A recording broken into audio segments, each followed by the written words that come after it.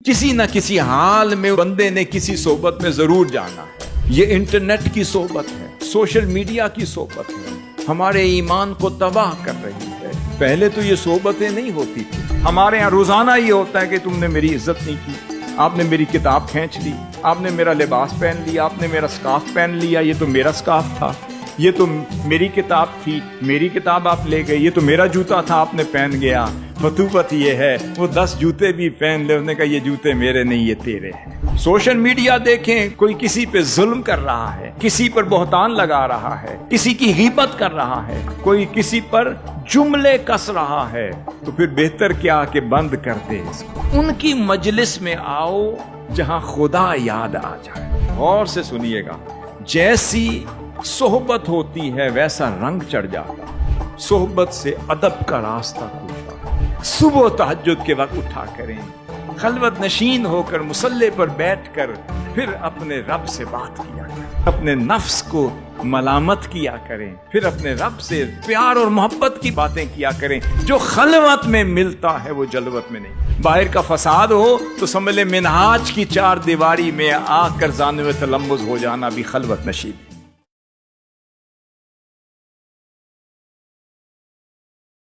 نحمده ونصلي ونسلم على رسوله النبي الكريم الأمين الرؤوف الرحيم، أما بعد فأعوذ بالله من الشيطان الرجيم، بسم الله الرحمن الرحيم، واصبر نفسك مع الذين يدعون ربهم، صدق الله مولانا العظيم۔ محترم پرنسپل، وائس پرنسپل صاحبہ منہاج کالج فار ویمن، دیگر اساتذہ کرام، معلمین، معلمات اور جملہ سٹاف ممبران، طالبات، مدرسات، مربیات، متربیات، معلمات، متعلمات، اللہ رب العزت کا جتنا بھی شکر ادا کریں وہ کم ہے کہ اس کے فضل، اس کی رحمت اور آقا علیہ الصلوۃ والسلام کے نالین پاک کے تصدق سے آج ہم منہاج کالج فار ویمن میں اس تربیتی نشست میں موجود ہیں، جس کے خوبصورت اہتمام پر میں جملہ معلمات کو، منتظمات کو اور منہاج کالج فار ویمن کے جملہ سٹاف ممبران کو اور بالخصوص ان طالبات کو جو اس درسگاہ میں ایک عرصے سے زانو تلمذ ہیں، اور بالخصوص وہ طالبات جو نیو کمرز ہیں اس سال جن کا ایڈمیشن ہوا ہے، اور پہلی دفعہ منہاج کالج فار ویمن میں زیر تعلیم اور زیر تربیت اپنا یہ سفر شروع کر رہی ہے۔ میں پوچھ سکتا ہوں کہ جو بچیاں اب آئی ہیں جن کا ایڈمیشن ہوا ہے وہ ہاتھ کھڑا کر سکتی ہیں؟ ماشاء اللہ۔ اللہ رب العزت آپ کا یہاں آنا اور اس درسگاہ میں تعلیم و تربیت کے مراحل سے گزرنے کے لیے مستعد ہو جانا اپنی بارگاہ میں قبول فرمائے، اور آقا علیہ الصلوۃ والسلام کی بارگاہ کی خیرات سے، عنایات سے، لطف و کرم سے، اور حضور سیدی شیخ الاسلام مدظل العالی کی توجہات سے، ارشادات سے، ہدایات سے، افادات سے مستفید و مستنیر ہونے کی توفیق عطا فرمائے۔ اللہ رب العزت کا ہم جتنا بھی شکر ادا کریں اس کی توفیق سے اور آخر صلوات والسلام کے نالین پاک کے تصدق سے حضور سیدی شیخ الاسلام کی توجہات کے طفیل ہم اس عظیم درسگاہ میں طالبات، معلمات، مدرسات کے درمیان موجود ہیں۔ اللہ رب العزت ہمیں قدم قدم پر اپنی توفیقات سے اور آپ کو اپنی توفیقات سے نوازے، اور آپ یہاں آئیں اس عزم کے ساتھ، اس ارادے کے ساتھ، اس پختگی کے ساتھ، اس ثابت قدمی کے ساتھ، یہاں کے انوار و تجلیات سے اپنے قلوب و اذہان کو منور کر کے جائیں۔ اس کے لیے 3-4 جہتوں کی اور اس کو سمجھنے کی ضرورت ہے۔ میرا ٹاپک ہے صحبت، خلوت اور فتوت۔ کیا ہے؟ فتوہ، الفتوہ۔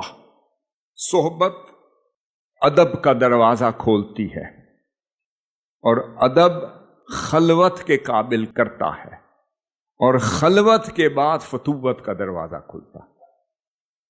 یہ میں نے آپ کو ایک پیٹرن دے دیا ہے، یہ طریق دے دیا ہے، یہ روٹ دے دیا ہے۔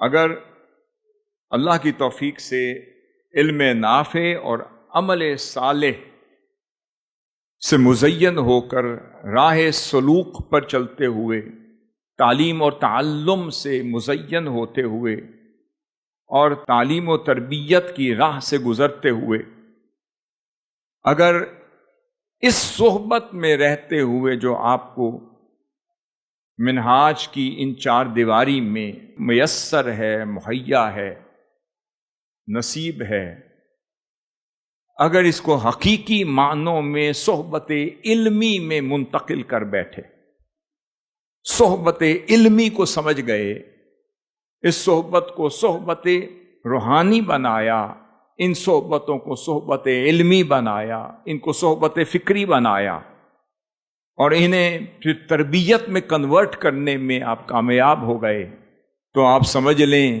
کہ اگلا رستہ خلوت کا ہے، اور خلوت کے بعد حقیقی جلوت نصیب ہوتی ہے، اور پھر انسان فتوت کی راہ کا مسافر ہوتا ہے، اور وہاں سے ہوتا ہوتا اور پھر اللہ کے ان رازوں سے آشنا ہونا شروع ہو جاتا ہے۔ میری عزیز طالبات، مدرسین و مدرسات، بغیر کسی تمہید کے ہم سمجھتے ہیں کہ صحبت سے کیا مراد ہے۔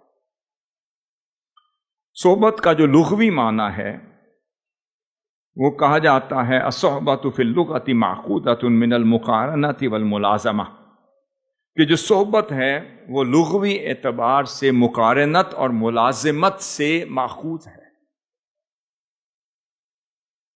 کہا جاتا ہے صاحبہ صحبتاً و صحاباً، کسی کو صحبت مل گئی۔ اس سے مراد کیا کہ جب کسی شخص کو کسی کے ساتھ ایک مدت تک رفاقت اختیار کرنے کا موقع ملا، سمجھ لیں کہ اس شخص کو صحبت مل گئی۔ اب اصطلاح میں کہا جاتا ہے ملازمۃ المستحب مع المحبۃ والتعلم والتأثر بالہدی والخلق۔ اصطلاح میں صحبت کیا ہے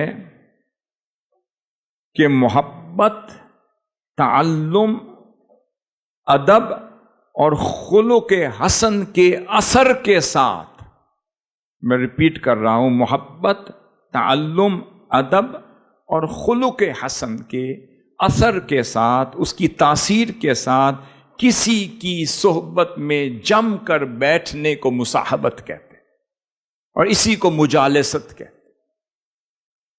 امام کشیری فرماتے ہیں لیس الصاحب من یجالسک زمنا، آپ فرماتے ہیں اس کو صاحب نہیں کہتے، اس کو صاحب صحبت نہیں کہتے جو تمہارے پاس ایک مدت تک صرف بیٹھا رہا۔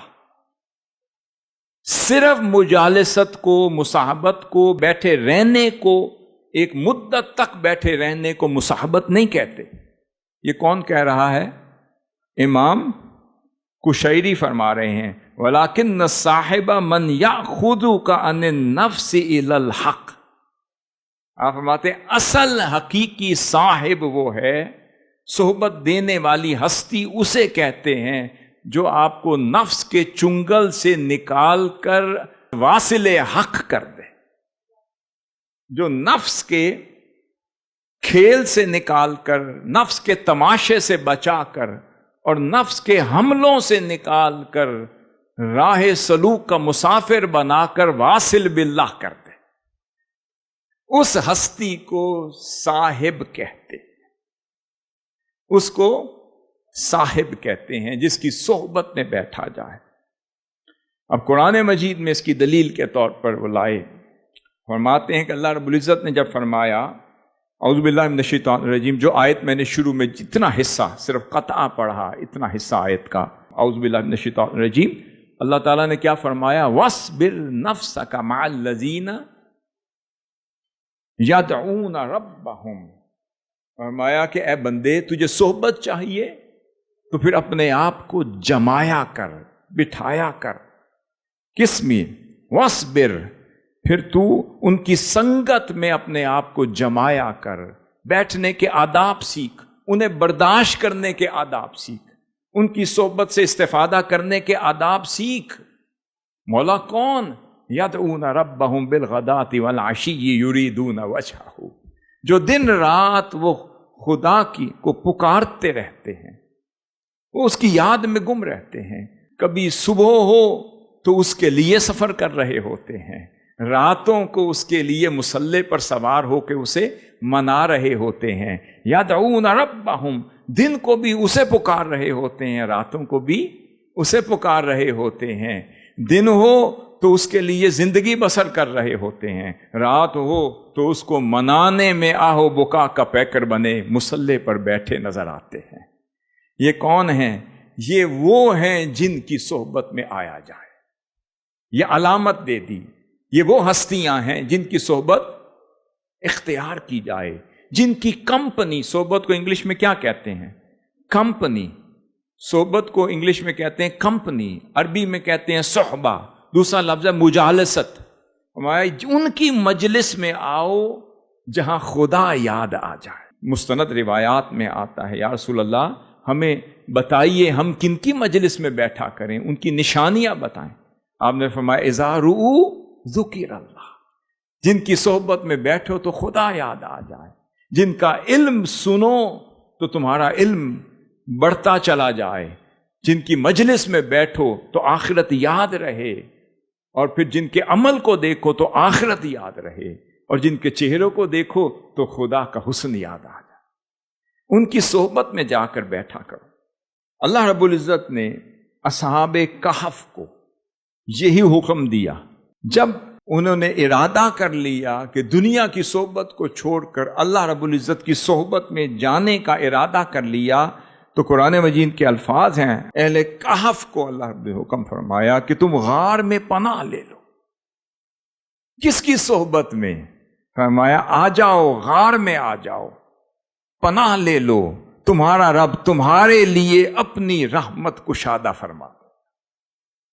ان کو حکم دیا جا رہا ہے کہ غار کی صحبت میں آ جاؤ، یعنی غار کی صحبت یعنی یار کی صحبت میں آ جاؤ، اس رب کی رحمت کی صحبت میں آ جاؤ، اس کی رحمت تمہیں لپیٹ لے گی، دنیا کے چنگل سے بچ جاؤ گے۔ اس لیے صحبت کا لفظ پھر قرآن مجید میں آیا جب اللہ رب العزت نے آقا صلی والسلام کو فرمایا اور ان کا ذکر کیا، اعوذ باللہ من الشیطان الرجیم، اذ یقول لصاحبہ لا تحزن، کہ یاد کرو جب میرا محبوب اپنے صاحب سے، اپنے رفیق سے، اپنے غار یار سے فرما رہے تھے کہ اے صدیق اکبر لا تحزن ان اللہ معنا، کہ گھبراؤ مت کہ خدا ہمارے ساتھ ہے۔ یہ بھی صحبت ہے۔ صحبت سے پتہ چلا کہ لا تحزن کا مطلب ہے کہ صحبت حزن ختم کرتی ہے، صحبت ملال ختم کرتی ہے، صحبت پریشانی اور غم کو ختم کرتی ہے، صحبت مصائب دنیا سے نجات دلاتی ہے، اور صحبت اللہ کی آغوش رحمت میں ڈھانپ لیتی ہے، اور صحبت راہ ہدایت تک لے جاتی۔ اس صحبت کے لیے ایک اور لفظ استعمال ہوتا ہے، اسے کہتے ہیں صاحب کے لیے اسے کہتے ہیں خلیل۔ کیا لفظ ہے؟ خلیل۔ آقا صلی اللہ علیہ وسلم نے فرمایا، حدیث شریف میں آیا ہے، امام ابو داؤد اور امام ترمذی سے نقل کرتے ہیں، آقا صلی اللہ علیہ وسلم نے فرمایا الرجل علی دین خلیلہ، جو بندہ ہوتا ہے وہ اپنے دوست کے مذہب پر، اس کے دین پر قائم ہوتا ہے۔ جیسی رفاقت، سنگت، دوستی ہوتی ہے، وہی رنگ اس مجلس میں بیٹھنے والے پہ چڑھ جاتا ہے۔ غور سے سنیے گا، جیسی صحبت ہوتی ہے ویسا رنگ چڑھ جاتا ہے، جیسی کمپنی آپ کو ملتی ہے وہی رنگ آپ پہ چڑھ جاتا ہے۔ ہمارے ہاں سب سے بڑی صحبت جو بگاڑ رہی ہے، ہمارا بیڑا غرق کر رہی ہے، ہمارے ایمان کو تباہ کر رہی ہے، ہمیں راکھ کی طرح وہ ختم کرتی جا رہی ہے، یہ موبائل کی صحبت ہے، یہ انٹرنیٹ کی صحبت ہے، یہ اے آئی کی صحبت ہے، یہ آپ کی سوشل میڈیا کی صحبت ہے۔ پہلے تو یہ صحبتیں نہیں ہوتی تھیں، اور پہلے یہ چیلنجز بھی نہیں ہوتے تھے۔ اس کا مطلب صحبت نے ہمیں چھوڑنا نہیں، صحبت نے ہمیں چھوڑنا نہیں، کسی نہ کسی حال میں اس بندے نے کسی صحبت میں ضرور جانا ہے۔ اب یہ فیصلہ آپ کو اور ہمیں کرنا ہے کہ اچھوں کی صحبت میں جائیں یا بروں کی صحبت میں۔ اب آقا صلی اللہ علیہ وسلم نے فرمایا ہر شخص جو ہے وہ اپنے دوست کے دین پر ہوتا ہے، وہ اس کے مذہب پر ہوتا ہے، وہ اس کے مشرب پر ہوتا ہے، وہ اس کے مزاج پر قائم ہوتا ہے۔ جیسی صحبت ہوتی ہے وہ ویسے بن جاتا ہے۔ فَلْيَنْظُرْ أَحَدُكُمْ مَنْ يُخَالِلْ، فرمایا ہر شخص یہ دیکھے کہ وہ کس کو دوست بنا رہا ہے، کیا اللہ والا اس کا دوست ہے یا دنیا والا اس کا دوست ہے، اس کا دوست دین والا ہے یا دنیا والا ہے، مادیت والا ہے یا ورع والا ہے، وہ لالچ والا ہے یا وہ استغنا والا ہے، وہ دنیا میں دھنسا ہوا ہے یا دنیا سے مستغنی ہو چکا ہوا ہے، وہ دنیا داری کی باتیں کرتا ہے یا دینداری کی باتیں کرتا ہے۔ اس کی مجلس میں جائیں وہاں غیبت ہوتی ہے یا صرف اللہ اللہ سننے کو ملتا ہے۔ میں یخالل، غور کریں کہ کس کی صحبت میں جاتے ہیں۔ پھر اسی روایت کو آگے لے کے چلیں، پھر آقا صلی اللہ علیہ وسلم نے ایک اور مقام پر فرمایا، اسے بھی امام احمد بن حنبل نقل کرتے ہیں اور سیدنا امام ابو داؤد رضی اللہ تعالی عنہما نقل کرتے ہیں، فرمایا لا تصاحب الا مؤمنا، یہ تو پتا ہے کہ صحبت میں تو تم نے جانا ہے، اور صحبت سے ہی تو صحابی بنا ہوں، تو پتا ہے صحبت سے ہی تو وہ صحابی بنے ہیں، صحبت کا جن کو شرف مل گیا، صحبت مصطفیٰ کا، وہاں سے ہی تو صحابیت نکلی ہے۔ پتا چلا صحبت ضروری ہے، مگر غور یہ کرنا ہے میں یخالل کہ کس کی صحبت میں جاؤں۔ یہ یخالل کا لفظ جو ہے یہ خلال سے ہے، اسی سے خلت ہے، خلت دوستی کو کہتے ہیں۔ میں یخالل، یہ خلال بھی اسی سے نکلا ہے۔ تو خلیل وہ ہوتا ہے جو آپ کے ساتھ ایسے جڑ جائے جیسے یہ انگلیاں ایک دوسرے کے ساتھ پیوست ہو گئی ہیں، جڑ گئی ہیں، جو آپس میں باہمی اشتراک کے ساتھ جڑ گئی ہیں۔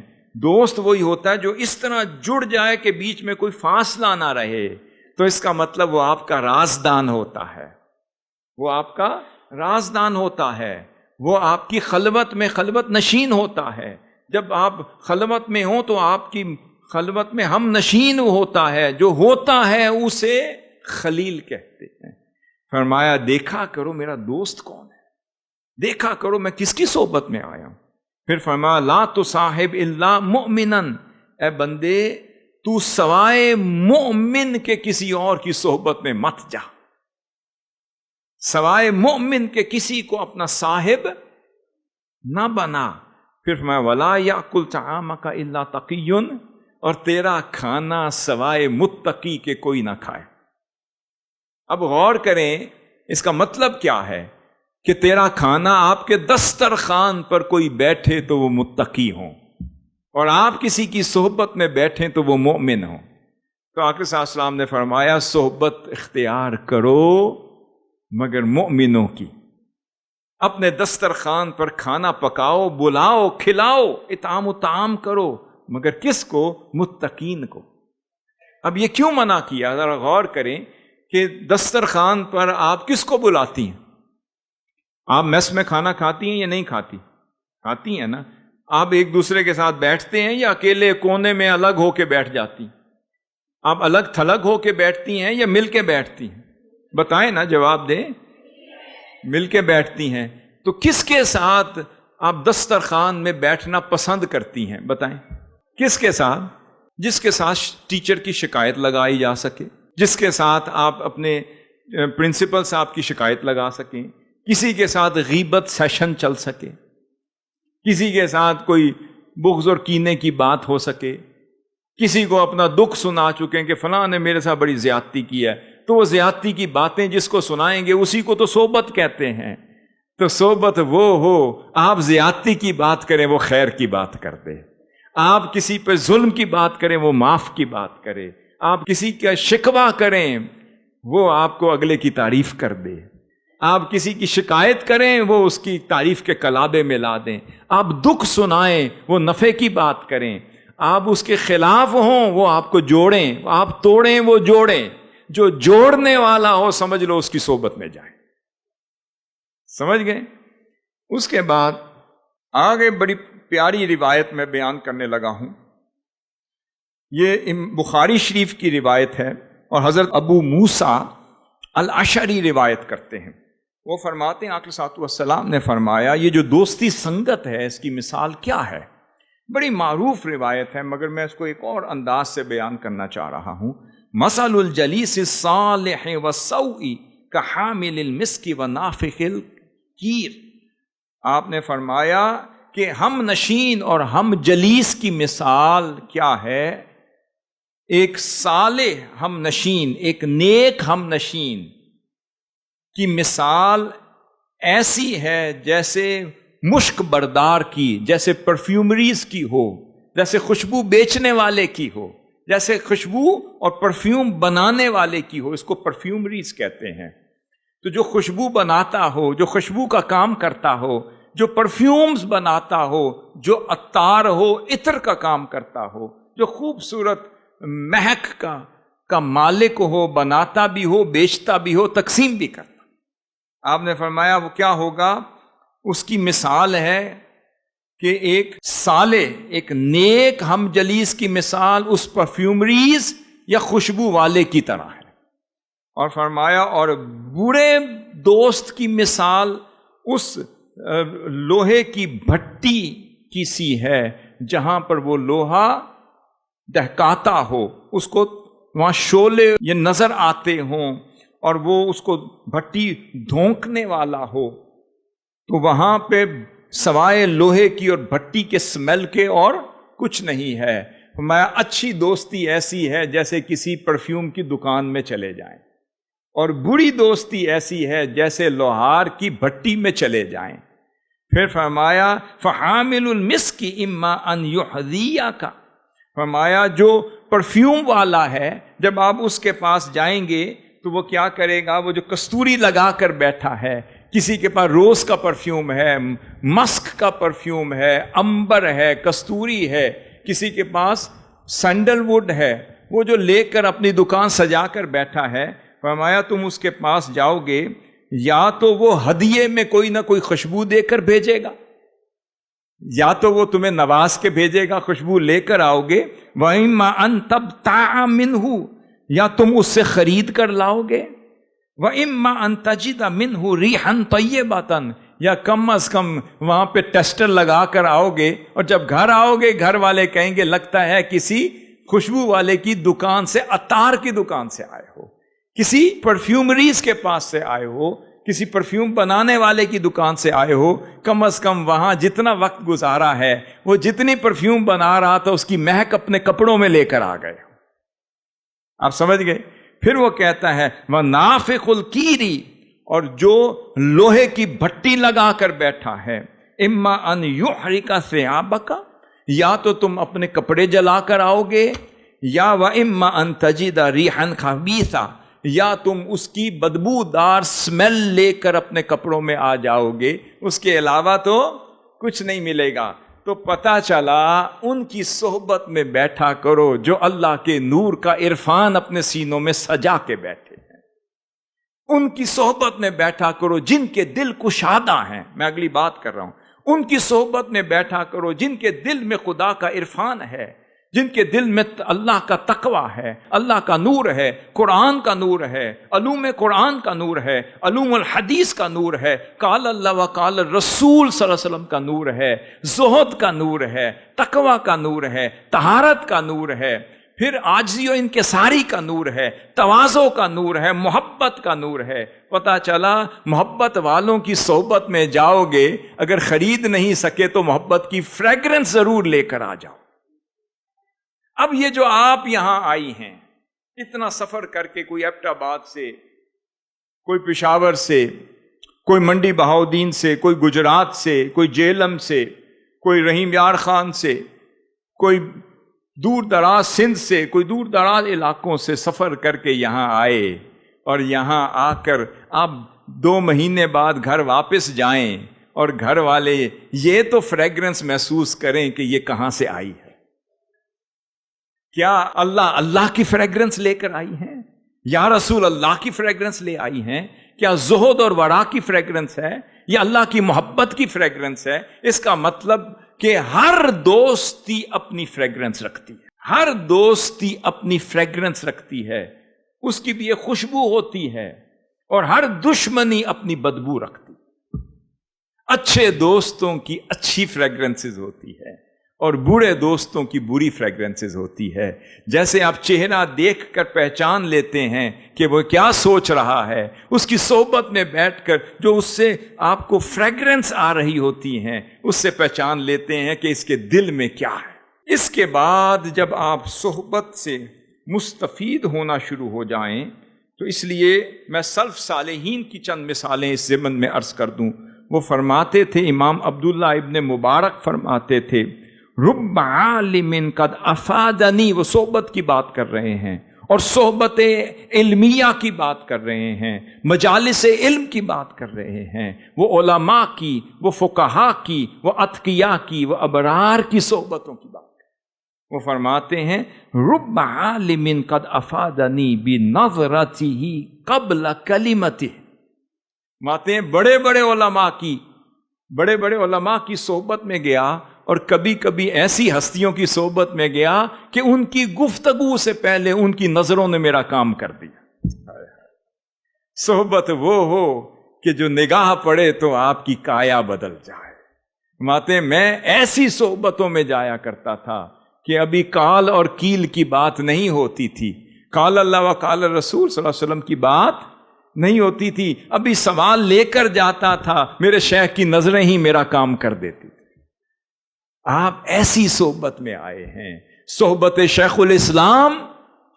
آج کے دور میں ایسے صحبت ہے جیسے عبداللہ بن مبارک کی صحبت ہوا کرتی تھی، جیسے سیدنا حبیب اجمی کی صحبت ہوتی تھی، جیسے داؤد طائی کی صحبتیں ہوا کرتی تھیں، جیسے شقیق البلخی کی صحبت ہوا کرتی تھی، جیسے سیدنا حسن البصری کی صحبت ہوا کرتی تھی، جیسے حضور سیدنا غوث العظم غوث الثقلین سیدنا عبدالقادر جیلانی کی صحبتیں کام کیا کرتی تھی۔ ایسی وہ صحبت ہے کہ ان کے غلاموں کی صحبت بھی ان کی توجہات سے وہی کام کر رہے۔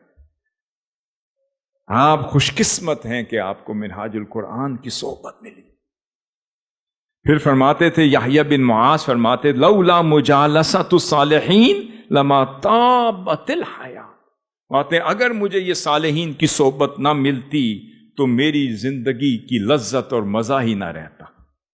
یہ جو زندگی میں مزہ ہے، لذت ہے کہ کبھی چلتا ہوں وہ اللہ والا وہاں بیٹھا نظر آتا ہے، ادھر چلتا ہوں اللہ والا یہاں مجھے بلاتا ہوا نظر آتا ہے، کہیں فقہاء کی مجلس ہیں وہاں بھی اللہ کا نور بٹ رہا ہوتا ہے، کہیں محدثین کے مجالس ہیں وہاں بھی اللہ کا نور بٹ رہا ہوتا ہے، کہیں شارحین کے مجالس ہیں وہاں نور بارگاہ مصطفیٰ بٹ رہا ہوتا ہے، وہاں صوفیاء کی مجلس ہے وہاں پہ معرفت کا سودا بک رہا ہوتا ہے۔ فرماتے تھے میری زندگی کا مزہ اس لیے میں ہے کہ چلتا ہوں تو ہر گلی میں کسی صالح کی مجلس مل جاتی۔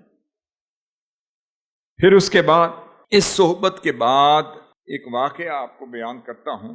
ایک روز سیدنا امام شافعی وہ شیخ ہیں اور امام احمد بن حنبل وہ مرید ہیں، وہ ان کے شاگرد ہیں۔ اب امام شافعی روانہ ہوتے ہیں، بغداد شریف سے گزر ہوتا ہے، وہ پیغام بھجواتے ہیں سیدنا امام احمد بن حنبل کو کہ آج رات میں آپ کے پاس رکوں گا۔ اب سیدنا امام احمد بن حنبل اپنی صاحبزادی سے کہتے ہیں آج میرے شیخ آ رہے ہیں، مجھے ان کی صحبت ملے گی، صحبت علمی ملے گی، تو ذرا کچھ پکا لینا، ان کی خدمت کروں گا۔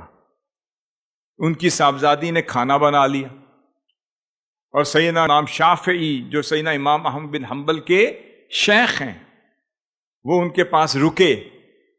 اس کے بعد آپ کی صاحبزادی نے کھانا پیش کیا اور وہ کھانا تقریباً 4-5 لوگوں کے لیے کافی تھا، اور سیدنا امام احمد بن حنبل تو شیخ کو تکتے رہ گئے کیونکہ ان کا کھانا پینا تو زیارت شیخ میں تھا، اور امام شافعی محمد بن ادریس شافعی وہ کھانا تناول فرماتے رہے۔ جب کھانا ختم ہو کر جب برتن گھر گئے تو ان کی بیٹی نے دیکھا کہ وہ 3-4 بندوں کا کھانا تھا اور امام شافعی نے تناول کر لی۔ وہ اپنے بابا جان سے پوچھنے لگی کہ اے بابا جان، یہ ایسے اللہ کے ولی ہوتے ہیں؟ میں نے تو سنا ہے کہ وہ تھوڑا کھاتے ہیں، زیادہ فاقہ کرتے ہیں، یہ تو 4-5 لوگوں کا کھانا تھا، وہ تناول فرما گئے، اس میں حکمت کیا ہے؟ آپ نے فرمایا یہ میرا شیخ ہیں، میں ان سے کبھی قیامت تک سوال نہیں کر سکتا، یہ ادب کا تقاضا ہے، میں یہ بات نہیں کر سکتا، مگر جاتے وقت میں آپ کو ٹائم لے دوں گا، آپ خود استفسار کر لینا، پوچھ لیں۔ ابھی یہ سوال باقی تھا کہ رات کو حدیث نبوی کا مراجعہ ہوا، وہ پڑھتے رہے، پڑھاتے رہے، اور امام شافعی اس سے استدلال کرتے رہے، اور اس کے بعد امام شافعی آرام کے لیے تشریف لے گئے، اور آپ کی صاحبزادی نے گرم پانی آپ کے وضو کے لیے صبح کے لیے رکھا تھا تاکہ آپ اسے وضو تازہ فرما سکیں، تہجد پڑھ سکیں، نماز کے لیے جا سکیں۔ پھر صبح ہوئی تو دیکھا وہ پانی ویسا کہ ویسا پڑا ہوا، وہ پانی ویسا کا ویسا پڑا ہے، اور آپ نماز کے لیے بھی اٹھے اور مسجد میں امامت بھی کروا دی۔ اب اس بیٹی کے سوال پر سوال پیدا ہو گیا، اس نے کہا حضور سمجھ نہیں آئی۔ انہوں نے کہا میرا یہ سوال نہیں ہے، اگر تم نے کرنا ہو تو ٹائم لے دوں گا، تم کر دینا، میں شیخ سے نہیں پوچھ سکتا۔ اب صحبت کی بات ہوئی، اتنے میں جب صبح وہ جانے لگے تو حضرت امام احمد بن حنبل عرض کرتے ہیں حضور میری بیٹی نے کچھ سوال کرنا ہے۔ آپ نے فرمایا بیٹے دونوں سوال کر لو۔ حضور سوال کرنا ہے حضور؟ آپ نے فرمایا بیٹے دونوں سوال کر لو۔ فرمایا حضور میں نے تو اتنا کھانا بنایا تھا، اللہ کے اولیاء کاملین تو تھوڑا کھاتے ہیں، آپ نے تناول فرما لیا، حکمت کوئی ہوگی؟ آپ نے فرمایا بیٹے بات یہ ہے میں نے سفر میں 1 ہفتہ ابھی کچھ نہیں کھایا تھا، 1 ہفتے سے سفر میں تھا، مسافت میں تھا، سفر میں تھا، مسافرت میں تھا، میں نے کچھ نہیں تناول کیا تھا، اور مجھے پتا تھا جو احمد بن حنبل کے گھر میں ہوگا اس جیسا کھانا نہ طاہر نہ مطہر کھانا مجھے بعد میں نہیں مل سکتا، تو آگے بھی 1 ہفتہ حرمین شریفین پہنچنے تک میں کچھ نہیں کھا سکوں گا، تو میں نے پچھلا اور اگلا کوٹا اسی میں کور کر دیا، نہ 1 ہفتے سے کھایا تھا نہ اگلا ہفتہ کھاؤں گا، میرے لیے یہی نصیب تھا، میرا جتنا نصیب تھا میں نے کھا لیا۔ پھر کہنے لگے اگلا سوال کیا ہے؟ کہا حضور میں نے پانی رکھا تھا، آپ نے صبح نماز بھی پڑھا لی، وضو نہیں فرمایا تھا، آپ نے فرمایا میں سویا کب تھا؟ شافعی سویا کب تھا؟ میں نے تو جو حدیث تمہارے بابا کو یا انہوں نے مجھے پڑھائی تھی میں نے اس سے درس دیا تھا، پھر میں لیٹا ہوا تھا، آنکھیں بند تھی، مگر ایک حدیث رسول سے میں نے 75 مسائل فقہ اخذ کر لی، تو میں تو کسی آخر صلی اللہ علیہ وسلم کے علم مصطفیٰ کے سمندر میں مستغرق تھا۔ شافی سو کب رہا تھا؟ وضو میں تھا، میں اس میں گم تھا، اذان کا وقت ہوا، نماز کا وقت، اٹھ کے نماز پڑھ لی۔ پھر اس کے بعد اس کی کیفیت بدل گئی، کہتی اگر یہ آپ کے شیخ ہیں تو جو علم سکھا رہے ہیں اس کا علم کا عالم کیا ہوگا۔ حاضر محترم، یہ وہ صحبت تھی کہ ایک روز آپ سڑک پہ اپنی گلی میں چل رہے ہیں اور امام شافعی کے گھوڑوں کی رکابیں پکڑی ہوئی ہیں، رکابیں سیدنا امام احمد بن حنبل نے تھامی ہوئی ہیں اور ننگے پاؤں چلے جا رہے ہیں، اور امام شافعی پڑھا رہے ہیں۔ امام احمد بن حنبل وہ امام فی الفقہ بھی ہیں، امام فی المذہب بھی ہیں، امام فی الحدیث بھی ہیں، آپ چلے جا رہے ہیں ننگے پاؤں۔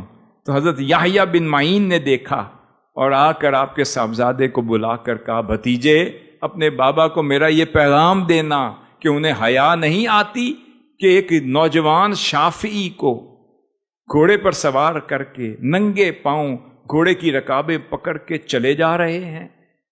جب ان تک پیغام پہنچا انہوں نے کہا، بیٹے جاؤ اپنے چچا کو میرا پیغام دو، اذا اردت ان تتفقہ فتعال فخذ رکابہ الاخر، کہ ہاں اے یحییٰ بن معین تم میری بات کرتے ہو، میرے امام شافعی کے گھوڑے کی دوسری رکابیں ابھی خالی ہیں، آؤ اور اسے تھام لو اور فقیہ وقت بن جاؤ۔ بات یہ ہے اس صحبت اور ملازمت سے کچھ ملتا ہے، صحبت اور ملازمت سے کچھ ملتا ہے۔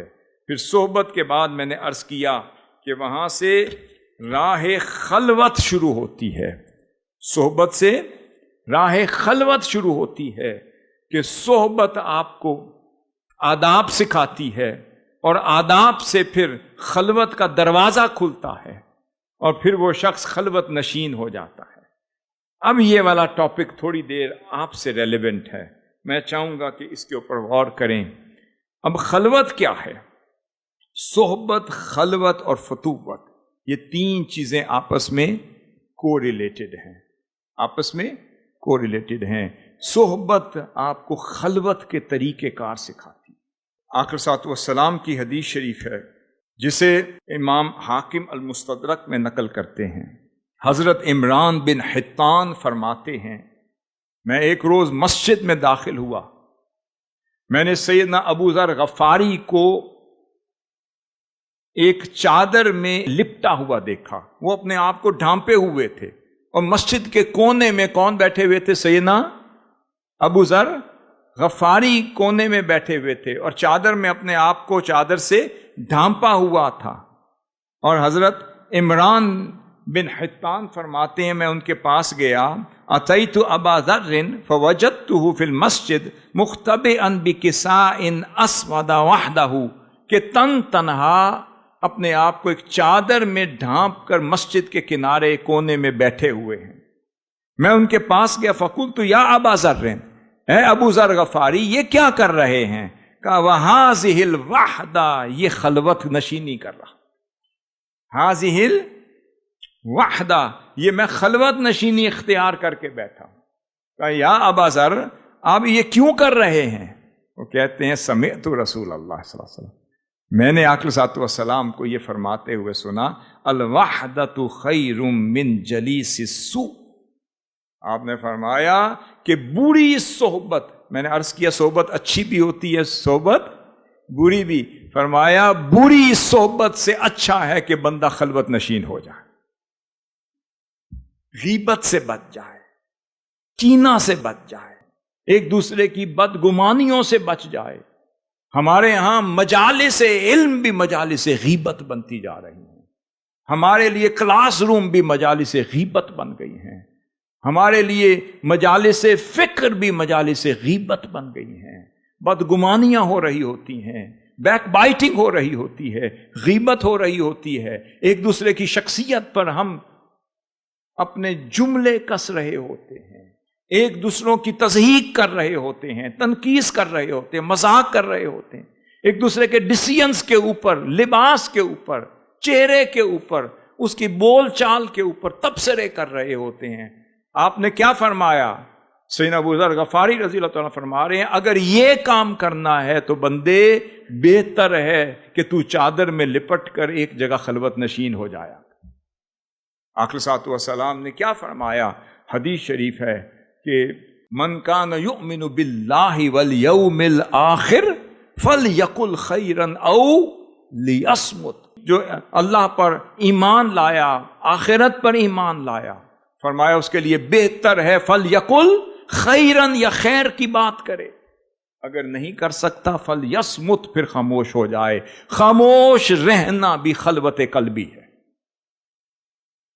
فلیصمت، اگر اچھی بات نہیں کر سکتے تو فلیصمت، خاموش رہنا. میری طالبات سن رہی ہیں؟ خاموش رہنا یہ افضل ہے. آج سے آپ کیا کریں گی؟ خاموش رہیں گی. ٹیچر پوچھے گا تب بھی خاموش رہیں گی.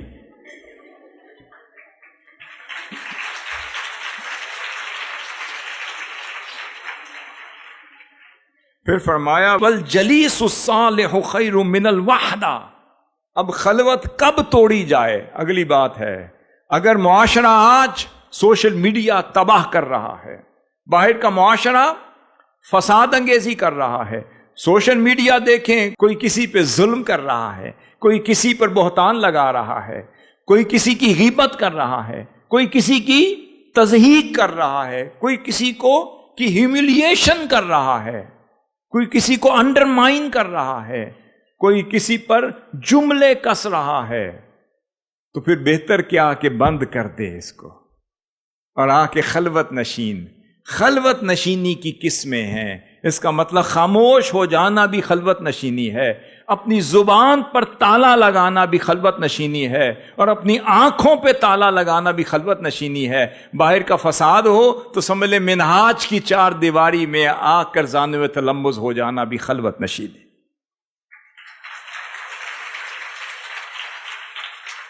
کیوں کہہ رہا ہوں؟ فرمایا والجلیس الصالح خیر من الوحدہ. فرمایا جو نیک صحبت ہے یہ اس تنہائی سے بہتر ہے.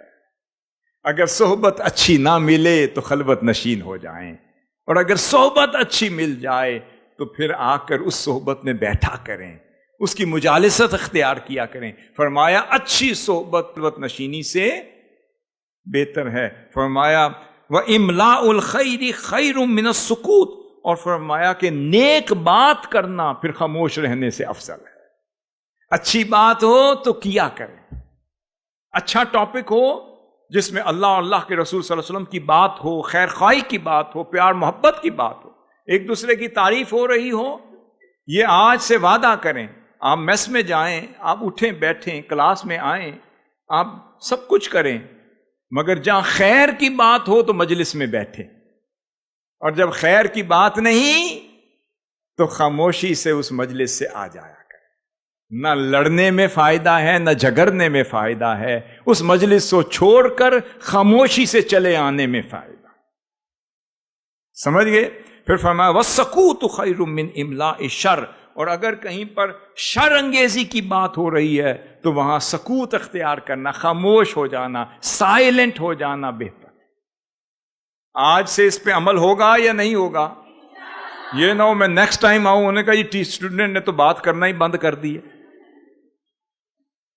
بات کریں فَلْيَقُلْ خَيْرًا أَوْ لِيَصْمُتْ، یا کام کی بات کریں یا خاموش ہو جائیں.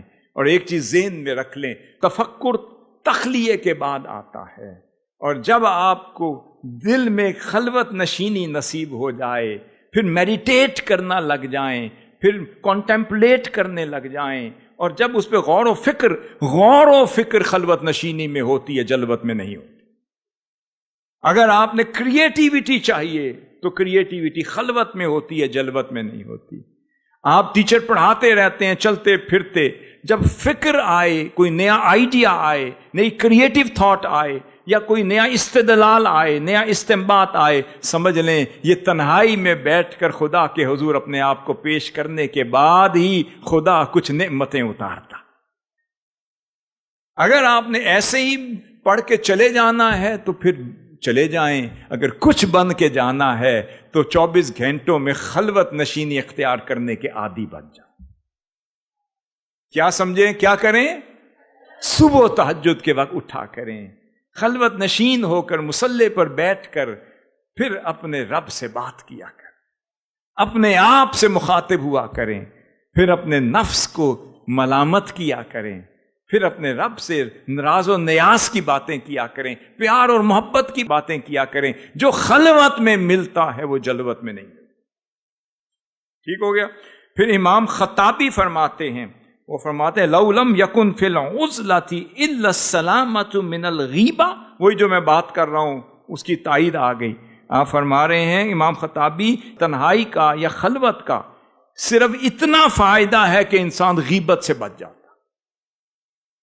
آج سے آپ کیا کریں گی؟ میرے ساتھ کیا وعدہ کر رہی ہیں؟ غیبت پہلے کرتی تھیں جی، چلو جو مان لے آدھا تو سچ حق کی طرف ویسے ہی لے جاتا ہے۔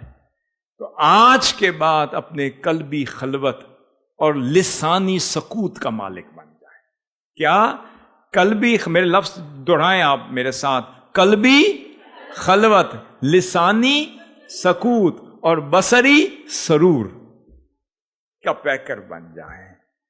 تو جہاں آپ کو سرور ملے وہاں جایا کریں، جہاں سکون اور راحت ملے آیا کریں، اور زبان جو ہے اس میں لذت آشنائی نصیب ہو جائے اور لذت ذکر و اذکار نصیب ہو تو اس زبان کو سنا کریں، اور جہاں غیبت ہو تو اس زبان پہ بھی تالا، اور پھر قلبی خلوت اختیار کر کے اس غیبت کے ماحول سے نکلنے کی کوشش کیا کریں۔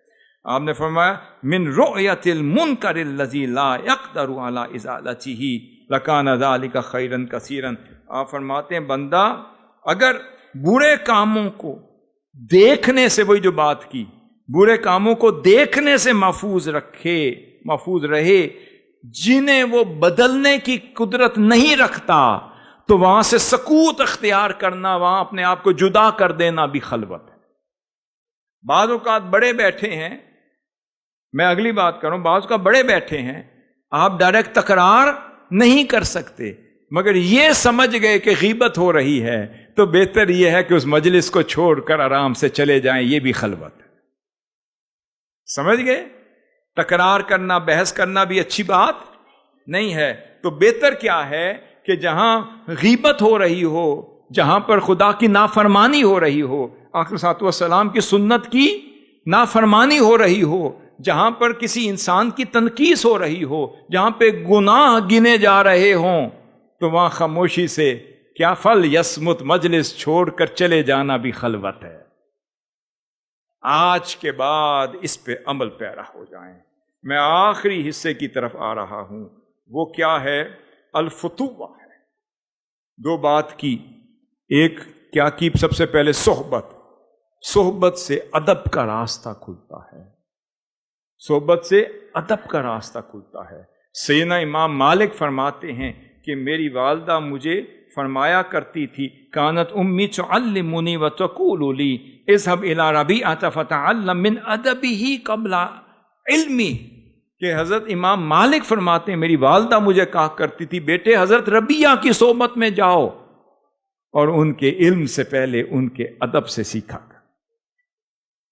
حاضر محترم، حضرت ابن وہب فرماتے ہیں ما نقلنا من ادب مالک اکثر مما تعلمنا من علمہ۔ آپ فرماتے ہیں ہم نے امام مالک کے علم سے اتنا نہیں سیکھا جتنا ان کے ادب سے سیکھا۔ تو بات یہ ہے ادب والے بنے۔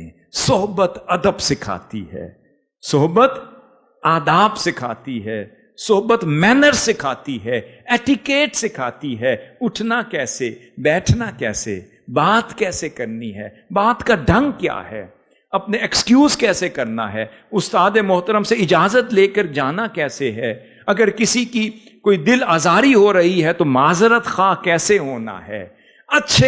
اچھے طور طریقے اور اچھے اخلاق کو آداب کہتے ہیں۔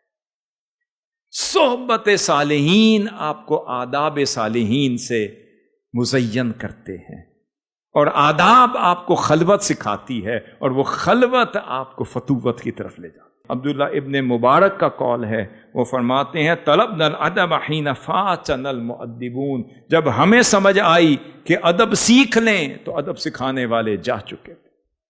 آپ خوش قسمت ہیں کہ ادب سکھانے والے بھی موجود ہیں، یہ مجالس موجود ہیں، یہ جامعات موجود ہیں۔ آپ دن کو بھی اپنے آپ کو ان مجلسوں میں پایا کریں، محسوس کیا کریں، سیکھا کریں۔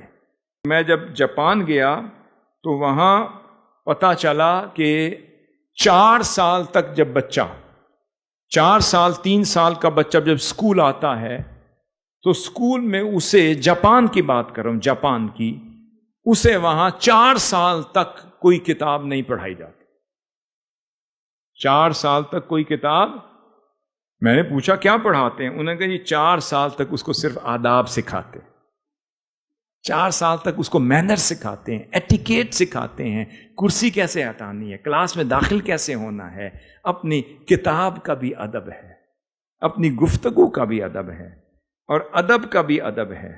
اسی طریقے سے اب پھر اہل علم کی صحبت آپ کو اہل علم کی مجلس میں بیٹھنے کے آداب سکھاتی ہے۔ اگلی بات، اہل علم کی مجلس آپ کو اہل علم کی صحبت اور عرفاء کی صحبت میں بیٹھنے کے آداب سکھاتے ہیں۔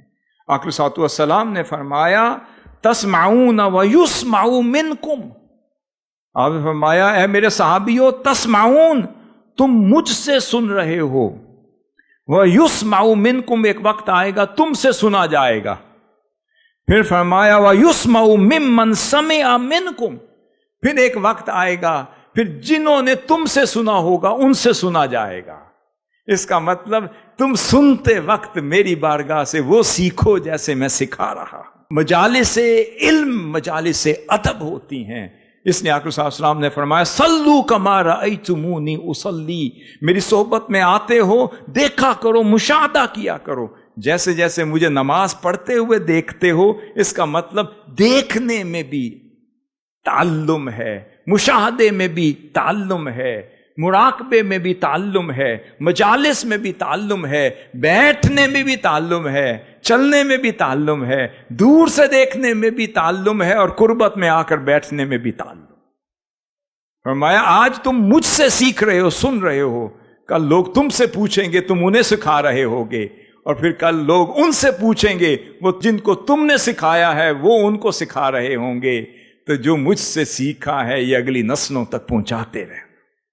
منہاج القرآن کا کام کیا ہے؟ اس لیگیسی کو آگے نسلوں تک لے جانا۔ آپ کا مطلب صرف یہ نہیں کہ آپ کی کایا بدل گئی، نہیں، جو آپ کی صحبت میں آئے ان کی بھی بدل جائے، اور جو ان کی صحبت میں آئے تو ان کی بھی بدل جائے۔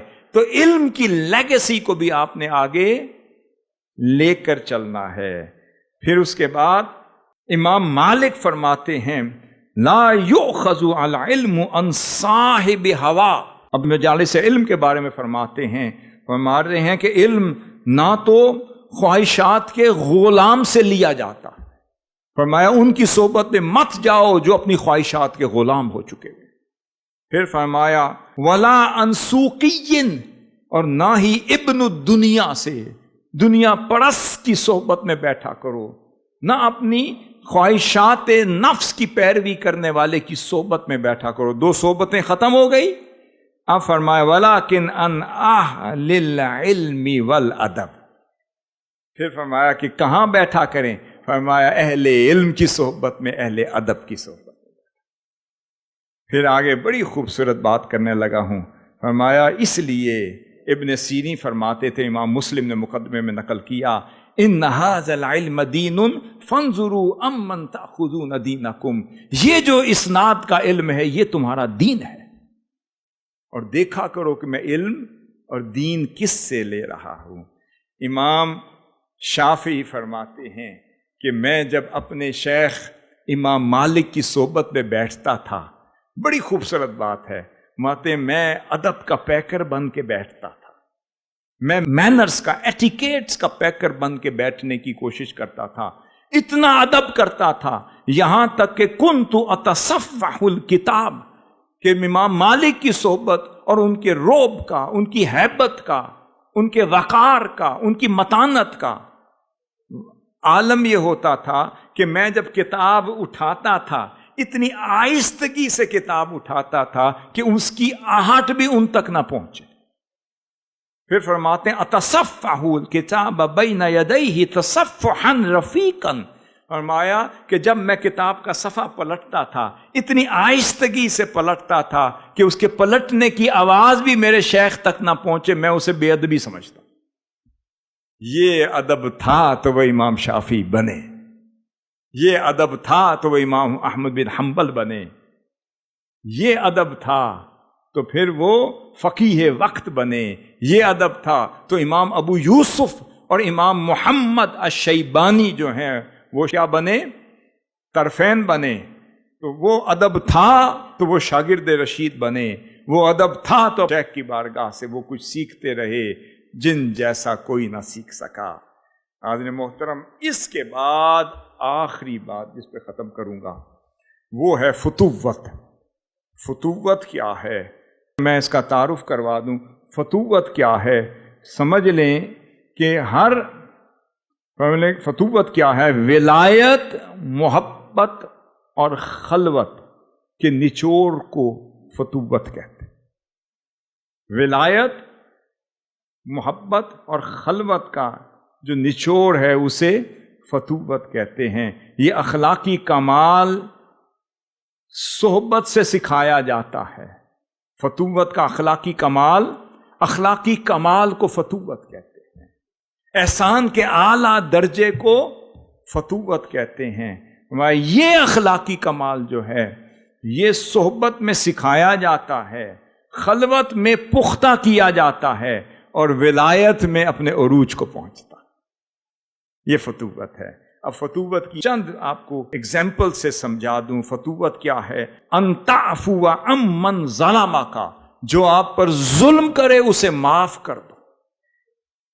فتوت کیا ہے؟ جو آپ پر ظلم کرے، زیادتی کرے، آپ اسے معاف کر دو۔ وتعطی من حرمک، جو آپ کو محروم کر دے آپ اس کو دیتے چلے جائیں۔ وتصل من قطعک، جو آپ سے قطع رحمی کر لے آپ اسے صلہ رحمی کرتے رہیں۔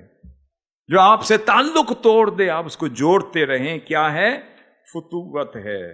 پھر آگے فرمایا فتوت کیا ہے؟ امام عبد الرحمن السلمی کتاب الفتوح میں فرماتے ہیں فتوت کیا ہے؟ فرمایا ہر مذموم چیز کو ترک کر دینا فتوت ہے، اور اخلاق کی اعلیٰ صفات اور خوبیوں کو اپنے اندر پیدا کرنا فتوت ہے، اور ظاہر اور باطن اور خفیہ اور علانیہ ہر حال میں اپنے اخلاق کو اچھے کرتے رہنا فتوت ہے۔ پھر آگے اس کی مین اگزامپل دینے لگا ہوں۔ قاضی عیاض سے پوچھا گیا فتوت کیا ہے؟ آپ فرماتے ہیں کہ الصفح عن اثرات الاخوان، فرمایا اپنے بھائیوں اور بہنوں کی لغزشوں کو معاف کر دینا فتوت۔ ہمارے ہاں روزانہ یہ ہوتا ہے کہ تم نے میری عزت نہیں کی، آپ نے میری کتاب کھینچ لی، آپ نے میرا لباس پہن لیا، آپ نے میرا سکارف پہن لیا، یہ تو میرا سکارف تھا، یہ تو میری کتاب تھی، میری کتاب آپ لے گئے، یہ تو میرا جوتا تھا آپ نے پہن گیا۔ فتوت یہ ہے وہ 10 جوتے بھی پہن لے، انہوں نے کہا یہ جوتے میرے نہیں یہ تیرے ہیں، اس کو فتوت۔ اس کے بعد امام احمد حنبل فرماتے ہیں ترک ما تحوی لما تخشی، فرمایا اپنی خواہش کو اس چیز پر قربان کر دینا فتوت ہے کہ جس کے کھو جانے کا آپ کو ڈر رہتا۔ اب کس کو کھو جانے کا؟ محبوب کے کھو جانے کا جو ڈر رہتا ہے، ہر بات پہ اس کی فکر میں زندگی بسر کرنا کہ میری آواز سے میرا محبوب ناراض نہ ہو جائے، میری گفتار سے ناراض نہ ہو جائے، میرے عمل سے ناراض نہ ہو جائے، میرے انداز سے ناراض نہ ہو جائے، اپنے محبوب حقیقی کے بارگاہ میں اس حال میں رہنا کہ میرے کسی قدم سے میرا محبوب ناراض نہ ہو جائے، اسے فتوت کہتے ہیں۔ پھر آگے سنیں، امام حارث المحاسبی سے پوچھا فتوت کیا ہے؟ فرماتے الفتوت ان تنصف ولا تنتصف، یہ باتیں آپ کے اندر پیدا ہوتے ہوئے ہم دیکھنا چاہتے ہیں۔ فتوت کیا؟ فرماتے ہیں دوسروں کے لیے انصاف لینا مگر اپنے انصاف کے لیے آواز نہ بلند کرنا، یہ فتوت۔ دوسروں کے حق کے لیے جنگ لڑتے رہنا اور اپنی بات نہ کرنا، یہ فتوت۔ دوسروں کا ذکر کرنا کہ پرنسپل سے کہیں کہ یہ ان کے لیے، یہ ان کے لیے، یہ ان کے لیے، سب کی باتیں کرتے رہنا، اپنا ذکر نہ کرنا فتوت ہے۔ سب کا حق مانگتے رہنا اور اپنے حق کی بات نہ کرنا فتوت ہے۔ سب کے لیے سوچتے رہنا اور اپنے لیے نہ سوچنا فتوت ہے۔ آخری بات سیدنا جنید البغدادی فرماتے ہیں الفتوت کف الاذی و بذل الندی، کہ لوگوں کو اذیت سے بچاتے رہنا اور ہر حال میں سخاوت کا مظاہرہ کرتے رہنا فتوت۔ روایت میں آتا ایک روز حضرت شقیق البلخی سیدنا امام جعفر الصادق رضی اللہ تعالیٰ عنہ کی بارگاہ میں آئے اور آپ نے پوچھا کہ اے بلخی، بلخ میں صاحبان فتوت یا درویشوں کا حال کیا ہے؟ آپ نے فرمایا حضرت ہمارا حال تو یہ ہے کہ جب مل جائے تو شکر ادا کرتے ہیں، نہ ملے تو صبر کرتے ہیں۔ کیا فرمایا؟ ما تقول انت ان اعطیت شکرت، ہمارے ہاں یہ کہ جب دے دیا جائے تو شکر ادا کرتے ہیں۔ فرمایا وَإِن مُنِعْتُ صَبَرْتُ، اور جب نہ ملے تو صبر کرتے ہیں۔ ہمارے یہاں تو شکر گزاری کا یا ہمارے یہاں درویشوں کی فتوت کا عالم یہ ہے۔ آپ نے فرمایا الکلاب عندنا کذالک، یہ حال تو مدینہ پاک کے کتوں کا ہے، مل جائے تو خوش ہو جاتے ہیں، دم ہلاتے چلے جاتے ہیں، اور مدینہ پاک کے کتوں کو جس دن ٹکڑے نہ ملیں تو اس دن صبر کرتے ہیں۔ آپ نے پوچھا حضور فرمائے اہل بیت اطہار کی فتوت کیا ہے؟ آپ فرماتے ان اعطینا آثرنا وان منعنا شکرنا، جس دن مل جائے تقسیم کر دیتے ہیں، جس دن نہ ملے اس دن زیادہ شکر ادا کرتے۔ کیوں اس دن؟ فرمایا اس دن مولا حساب سے جان چھوٹ گئی، اگر ملتا تو حساب دینا پڑتا، آج نہیں ملا تو حساب بھی نہیں دینا پڑے گا، اس دن حساب نہ دینے پر ہم شکر گزار ہو جاتے ہیں۔ آخری بات کہہ کر ختم کروں گا، فتوت جواں مردی کو کہتے ہیں۔ آخری بات کر رہا ہوں، یہ بڑا لمبا ٹاپک ہے، اس میں چند چیزیں آپ کے لیے۔ فتوت کیا ہے؟ جواں مردی کو کہتے ہیں، اعلیٰ اخلاق کو کہتے ہیں، اعلیٰ صفات کو کہتے ہیں، مروت کو فتوت کہتے ہیں، اعلیٰ خصلتوں کو اپنے اندر پیدا کرنا فتوت ہے، اعلیٰ طبیعت کو، مزاج کو پیدا کرنا فتوت ہے۔ اگر کوئی سخت بات کر دے تو کیا ہوا؟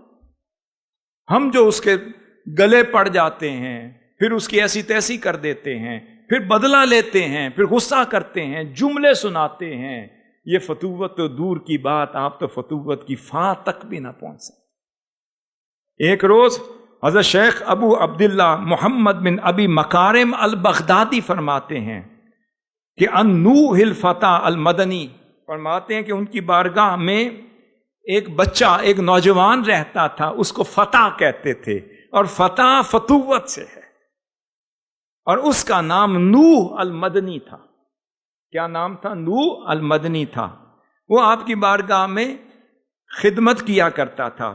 ایک روز ارض سعدی یعنی امام سعدی کی سرزمین سے، ارض سعدی سے ایک قبیلہ آیا، مہمان آئے۔ حضرت ابی المکارم البغدادی کی بارگاہ میں کچھ مہمان آئے، وہ اس سعدی، اس گاؤں کے رہنے والے تھے جہاں سے وہ بچہ بھی رہنے والا تھا۔ وہ جو نوح تھا بچہ، نوجوان، وہ بھی اسی گاؤں کا رہنے والا تھا جہاں کے مہمان آپ کی زیارت کو آئے۔ آپ نے فرمایا چلو بچے، تمہارے گاؤں کے لوگ آئے ہیں، ان کے لیے دسترخوان بچھاؤ، کھانے کے لیے کچھ لے کر آؤ۔ اب سنیں، وہ بچہ گیا دسترخوان بچھانے کے لیے، کھانا تیار کر کے لانے کے لیے، کافی دیر گزر گئی، وہ لوگ بیٹھے رہے، وہ بچہ واپس نہیں لوٹا۔ کافی دیر بعد وہ بچہ کھانا لے کر پہنچا۔ آپ نے فرمایا اتنی تاخیر؟ وہ لوگ کہنے لگے حضور آپ اگر اپنے بارگاہ میں آنے والے مہمانوں کا اس طرح استقبال کرتے ہیں، اتنی تاخیر سے کھانا پیش کرتے ہیں؟ آپ نے فرمایا تمہارے گاؤں کا بچہ ہے، اس سے خود ہی پوچھ۔ اسے پوچھا اے بچے، اے نوح، تمہارا کیا بنا، اتنی دیر سے کھانا کیوں لے کر آئے؟ وہ کہتا ہے خدا کی عزت کی قسم، جب میں کھانا لے کر آ رہا تھا، جب نگاہ ڈالی تو اس کھانے پر ایک چیونٹی چڑھی ہوئی تھی، اس چیونٹی چڑھی ہوئی تھی۔ مجھے اچھا نہ لگا کہ میں اس چیونٹی کو اٹھا کر نیچے اتار دوں۔ میں نے کہا اے چیونٹی، میں کون ہوتا ہوں؟ جب تیرا رزق خدا نے اس کھانے پر لکھ دیا تو میری کیا مجال کہ میں تجھے تیرے رزق سے محروم کر دوں؟ میں نے اس وقت تک انتظار کیا جب وہ چیونٹی سیر ہو کر خاموشی سے خود نہیں چلی گئی۔ وہ جب چلی گئی تب میں کھانا لے کر آپ کی بارگاہ میں آیا۔ اب وہ بچے کا نام تھا جوان مرد، اور جوان مرد کے اندر وہ جیم سے لے کر دال تک وہ ساری خوبیاں رکھ دی گئیں جو ایک فتوت والے شخص کے اندر ہونی چاہیے۔ اس کے اندر جرت بھی تھی، مروت بھی تھی، ندامت بھی تھی، خدمت بھی تھی، اور اس میں روایت بھی تھی، اور پھر اس میں درد بھی تھا۔ تو یہ ساری خوبیاں جس میں شامل ہو جائیں اسے جوان مرد کہتے ہیں، اسے صاحب فتوت کہتے ہیں۔ آخر میں یہ کہوں گا کہ اگر آپ یہاں رہ کر اپنے آپ کو، اپنی زندگیوں کو خوبصورت بنانا چاہتے ہیں، اپنی زندگیوں کو خوبصورت بنانا چاہتے ہیں، تو اپنی طبیعت کے اندر، اپنے مزاج کے اندر عاجزی کو، انکساری کو، تواضع کو، خدمت خلق کے جذبے کو پیدا کریں۔ آپ اپنے لیے جینا نہیں، دوسروں کے لیے جینا شروع کر دیں تو خود ہی فتوت آپ کو اپنی باہوں میں لے لے گی، اپنی آغوش میں سنبھال لے گی، اور اپنی بارگاہ کے فیوزات سے فتوت خود ہی آپ کو مزین کرنا شروع ہو جائے گی۔ عزیز طالبات اور معلمین و معلمات، بات یہ ہے کہ ہاں، اپنے لیے ہر کوئی جیتا ہے، مگر علم مصطفیٰ سے منور ہو کر پھر انسانیت کے لیے جینے والا در حقیقت منہاجیات اور منہاجین کہلاتا ہے۔ اگر حقیقی منہاجین یا منہاجیات بھی بننا ہے تو آج سے عہد کریں کہ ہماری طبیعت میں خدمت ہو، ادب ہو، فتوت ہو، اور دل کے اندر خلوت ہو، اور زبان میں صمت ہو۔ یہ حسن اللہ آپ کو عطا کر دے تو خیر ہی خیر ہے۔ 7 سال پڑھیں، 4 سال پڑھیں، 5 سال پڑھیں، یا آگے PhD کر کے جائیں، مگر جب جائیں تو وہ زبان لے کر جائے جو لسان خاشع بھی ہو، اور لسان عابد بھی ہو، اور لسان شاکر بھی ہو، اور وہ دل لے کر جائیں، وہ دل فتوت کا پیکر ہو، اور وجود لے کر جائیں جو عاجزی، انکساری اور خاکساری کا پیکر ہو، تو تب سمجھ آئے گی کہ اس علم نے اپنا رنگ آپ پر چڑھایا ہے۔ اللہ رب العزت حضور سیدی شیخ الاسلام کی یہ صحبت جو آپ کو ملی ہے، منہاج القرآن کی صحبت اور سنگت جو آپ کو ملی ہے، یہ دن رات جو اساتذہ آپ پر محنت کر رہے ہیں، مقصد یہ ہے کہ اس کا رنگ چڑھا کے جائیں، اس کا رنگ چڑھا کے جائیں، اور اپنے قلوب و اذہان کو اس سے مزین کر کے جائیں۔ جب جائیں تو آپ کا چلنا پھرنا بتائے کہ یہ بچی لگ رہا ہے، اس کی چال بتا رہی ہے کہ منہاج القرآن سے پڑھ کے آئی۔ اللہ رب العزت آپ کا اور ہمارا حامی و ناصر ہو، اور حضور سیدی شیخ الاسلام کی توجہات، تعلیمات اور ہدایات پہ ہمیں عمل پیرا ہونے کی توفیق عطا فرمائے۔ وما علیہ الا البلاغ المبین۔